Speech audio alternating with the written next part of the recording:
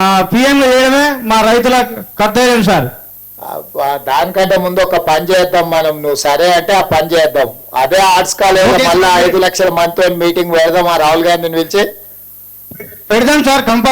తప్పకుండా పెడదాం సార్. మళ్ళీ మీరు అందరు రైతులు వస్తారా?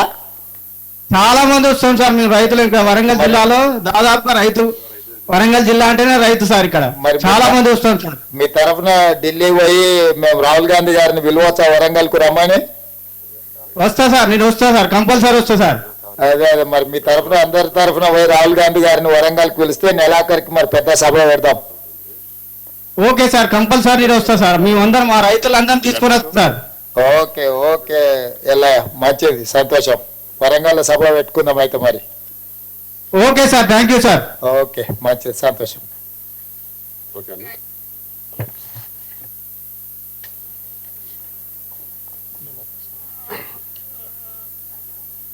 అన్ని మండల కేంద్రాల్లో ఉన్నటువంటి అన్ని జిల్లాల రైతాంగానికి ఈరోజు ముఖ్యమంత్రి గారు ఇచ్చినటువంటి కానుక, ఈ ధైర్యం, ఈ భరోసా ద్వారా మీరందరూ గుండె ధైర్యంతో పంటలు పండించుకోండి.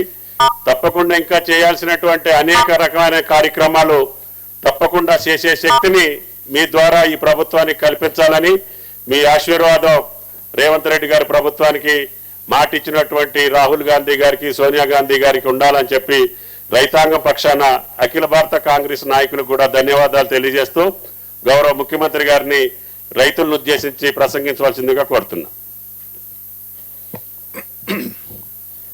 ధన్యవాదాలు. ఈ కార్యక్రమాన్ని ఏర్పాటు చేసిన వ్యవసాయ శాఖ, ఆర్థిక శాఖ మంత్రివర్యులకు,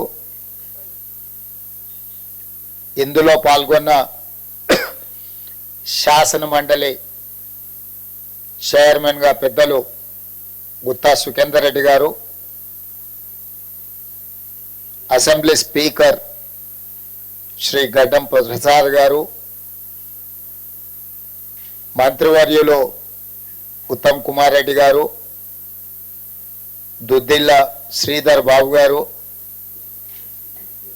రెవెన్యూ మంత్రి పొంగులేటి శ్రీనివాసరెడ్డి గారు, ట్రాన్స్పోర్ట్ మినిస్టర్ పొన్నం ప్రభాకర్ గారు, ప్రభుత్వ ప్రత్యేక సలహాదారు, ఉమ్మడి రాష్ట్ర పిసిసి అధ్యక్షులుగా పనిచేసి ఆనాడు మన్మోహన్ సింగ్ గారు రైతు రుణమాఫీ చేసినప్పుడు క్రియాశీలక పాత్ర పోషించిన కె కేశవరావు గారు,